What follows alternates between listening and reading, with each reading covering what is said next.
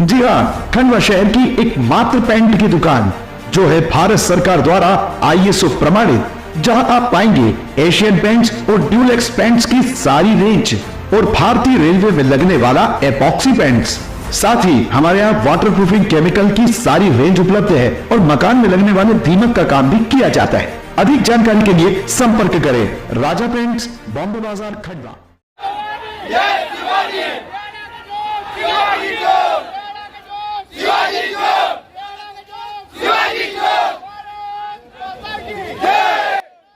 सिहाड़ा का चौक शिवाजी चौक के नारों से आज कलेक्ट्रेट परिसर गूंज उठा। ये सभी लोग सिहाड़ा गांव के सरपंच कोकिलाबाई और हिंदू नेता अनीस अरझरे और महादेवगढ़ संरक्षक अशोक पालीवाल के नेतृत्व में ये सभी लोग आज सिहाड़ा गांव के जो लोग हैं कलेक्ट्रेट कार्यालय पहुँचे, जहां इन्होंने जमकर नारेबाजी भी की। इन लोगों का कहना है कि कल मुस्लिम समाज के लोगों द्वारा इनके खिलाफ एक झूठी शिकायत कर एक आवेदन कलेक्टर को दिया गया था, जिससे ये लोग संतुष्ट नहीं है। इन लोगों का कहना है कि कुछ दिन पहले सिहाड़ा के पीर बाबा चौक से जिला प्रशासन की टीम ने अतिक्रमण हटाया था। उसी जगह पर कल कुछ लोगों द्वारा वहां पर एक लंगर का आयोजन किया गया था, जिसकी उनके द्वारा कोई परमिशन नहीं ली गई थी, ना ही पंचायत में किसी तरह की रसीद कटवाई गई थी। अवैध तरीके से वो कार्यक्रम रखा गया था। हालांकि मुस्लिम समाज के लोगों का कहना है कि वह एक शादी समारोह था और शादी समारोह की कोई परमिशन नहीं ली जाती है। अगर ली जाती है तो दोनों पक्षों से रसीद कटवाया जाए, ऐसा मुस्लिम समाज के लोगों का कहना था। इसी को लेकर आज ये लोग जो सरपंच कोकिलाबाई के नेतृत्व में कलेक्ट्रेट कार्यालय पहुँचे और अपर कलेक्टर को इनके द्वारा एक ज्ञापन सौंपा गया।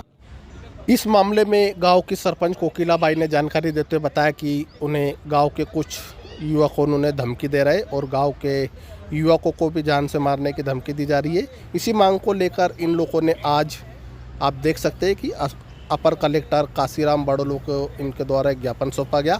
ज्ञापन के दौरान बड़ी संख्या में पुलिस फोर्स भी मौके पर तैनात रहा और इसी को लेकर जो गांव की सरपंच है कोकिलाबाई, उन्होंने और क्या कुछ जानकारी दी, ये भी हम आपको सुनवाते। हिंदू नेता अनीस अरझरे ने भी क्या कुछ जानकारी दी, ये भी हम आपको सुनवाते।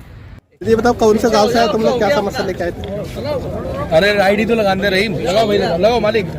एक मिनट सरपंच साहब, आप कहाँ से आए? ग्राम सिहाड़ा से। क्या समस्या है आपकी, क्या मामला पूरा बताइए। मेरी समस्या ये है कि आए दिन ये परेशान करते हैं और मेरे बच्चों पे इल्जाम लगाते हैं कि गाली गलौज करते हैं। ऐसा कुछ नहीं है। बाकी ये सब्बू और रहीम और मतलब कलीम, ये सब परेशान करते हैं और अवैध मतलब हमारे पे वो लगाते हैं, अवैध कब्जा करके बैठे हैं जमीन पे। पंचायत में जब हैंडवर्क कर दिया है पंचायत को प्रशासन ने, तो हमने उनसे जाके बोला मेरे बच्चे ने कि भाई ये शादी किस लिए कर रहे हैं। पहले तो सब्बू को फोन लगाया था और बोला था कि भाई ये कार्यक्रम क्यों हो रहा है। सब्बू ने बोला कि भाई चादर चढ़ रही है। चलो ठीक है, चादर तुम्हारी चढ़ रही है, चढ़ा दो। इसके बाद उन्होंने वहाँ पर टेंट वेंट सब लगा के भोजन वोजन बनाया और चादर वादर कुछ नहीं चढ़ाई, सब कैमरे में आ गया है और हमने पेन ड्राइव सर को दे दी है। और इसके कारण उन लोगों ने हमारे बच्चे पे आरोप लगाए हैं कि गाली गलौज करता है। जबकि उस रोज ग्राम बकराड़ा में वो हुई थी, मतलब घटना हो गई थी, शंकर सिंह की मृत्यु हो गई थी। इन्हीं लोगों ने मतलब मृत्यु कर दी थी। इसलिए मतलब हमारे बच्चे को फंसाया गया। उस रोज तो पूरा दिन वो वहाँ रहा। इसके बाद 2:30 बजे उनका अंतिम संस्कार हुआ। इसके बाद घर आए। घर आने के बाद पूछा कि मम्मी, इन्होंने सब्बू ने फोन पे बोला कि भाई हमारे यहाँ से जाबिर या सब्बू 2 जन कोई भी हम आएंगे और सरपंच साहब से अनुमति लेके और हमारा कार्यक्रम करेंगे।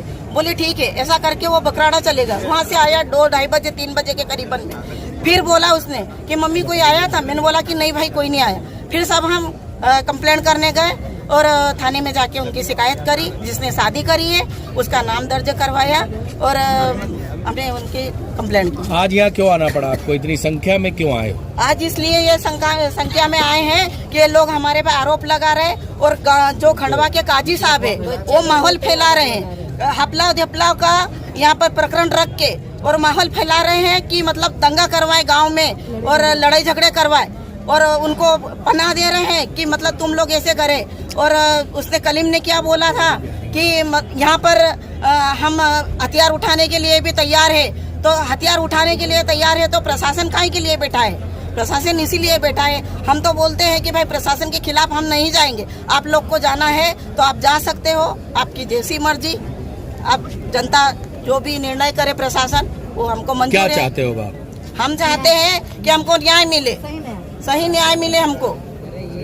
और हमारे जो वहाँ वक्फ बोर्ड की जमीन का चल रहा है उसमें जो मतलब वहाँ से कोर्ट ने आदेश दिया उसी प्रकार हम वो आदेश के अनुसार हमारा काम कर रहे हैं। हमारी ग्राम पंचायत काम कर रही है। परिचय दे दीजिए आपका। हाँ। क्या नाम है आपका? प्रेम, मेरा नाम कोकिला, सरपंच है श्रीमती कोकिला। कौन से गांव के सरपंच हो आप? मैं सिहाड़ा की सरपंच हूँ। पीर बाबा चौक में हमने ये बात रखी है कि मतलब पंचायत से रसीद अनुमति ले लो, इसके बाद में अब कार्य जो भी करना चाहते हो, शादी हो या धार्मिक कार्य हो, जो भी हो वो करना चाहते हो कर सकते हो। दोनों समाज के कर सकते हो। ऐसा नहीं कि इन्हीं को, सबको, सबके लिए हमने किया है। या तो कुछ हमारे लिए थोड़ी हमने किया है, गांव के लिए, जनता के लिए किया है। पंचायत से अनुमति ले। ग्राम सिहाड़ा में जो उनने अफवाहें फैलाई है कि हम मार डालेंगे, काट डालेंगे, अगर सिहाड़ा के एक बच्चे, हिंदू बच्चे को कुछ भी अगर हुआ तो उसके जिम्मेदार कलीम रहेगा और सब्बू और जाबिर, ये 3 लोग रहेंगे।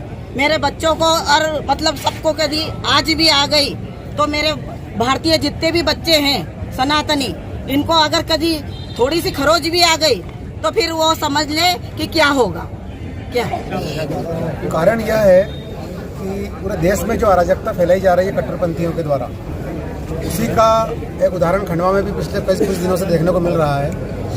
क्योंकि जो कल लोग ज्ञापन देने के लिए आए थे उसके अंदर निर्दोष लोगों के 5 लोगों के उन्होंने नाम दिए हैं, जबकि दोषी वो लोग हैं, संविधान के हिसाब से वो लोग चल नहीं रहे हैं। जिस दिन भकराड़ा में हत्या हुई थी उसी दिन इन लोगों ने सिहाड़ा में पटाखे फोड़े शिवाजी चौक पर, और स्टेटस भी फेसबुक पे उन लोगों के द्वारा डाला गया। जिस प्रकार से उन लोगों ने जो आरोप लगाए हैं वो सभी गलतियां वो लोग कर रहे हैं। इसी प्रकार से जो कल लोग आए थे, जो उनके नेतृत्व में जो एक आए थे कल ये लोग, तो ये हमेशा जो भी अवैध गतिविधियां करते हैं, जो अनैतिक गतिविधियां करते हैं, जो कट्टरपंथी रहते हैं, जो ISI से जुड़े हुए होने का शक है जिनके ऊपर, जो सिम्मी के लोगों से जुड़े हुए हैं, अरे लोकेंद्र दादा हाथ मत, ऐसे लोगों का यह नेतृत्व यदि सपोर्ट कर रहा है।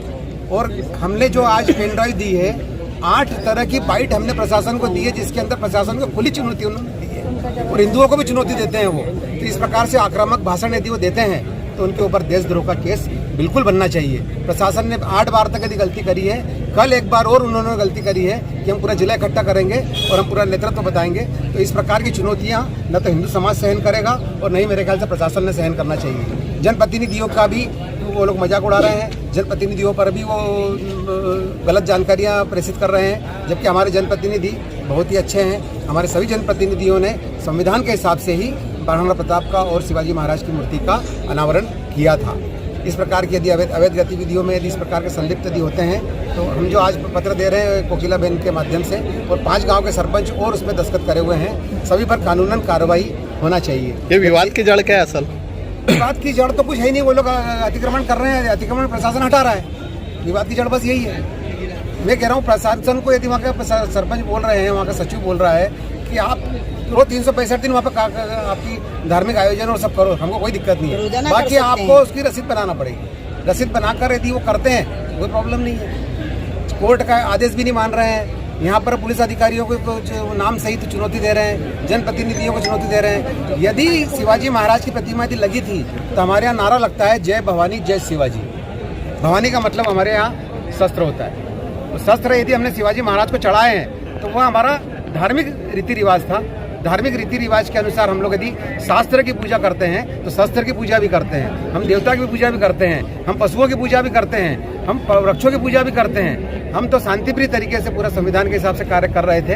बाकी इन लोगों को ये सब बातें हजम नहीं हो रही है। और अधिकारियों को अब कार्रवाई कानूनी अब भी यदि नहीं करता है प्रशासन तो फिर उसका मतलब मौन धारण करना अच्छी बात नहीं है। उन्होंने कहा